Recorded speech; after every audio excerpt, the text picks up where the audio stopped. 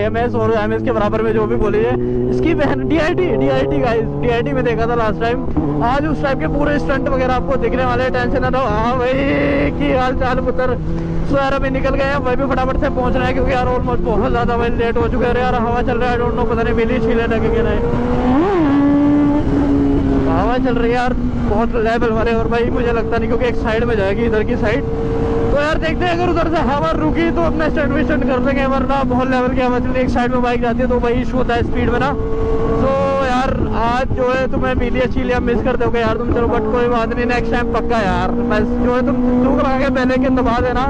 And काफी सारे stunt वगैरह देखने को आपको दूसरी बाइक्स के मिलने वाले हैं वहाँ पे, तो अभी फटाफट चलते हैं। और गर्ल्स रिएक्शन भी मिलने वाले हैं भाई, लेवल हो जाएगा तो मजा आ जाएगा। तो यार चलते फटाफट से गाइस, मिलते हैं आपको फिर सीधा थोड़ी सी देर में।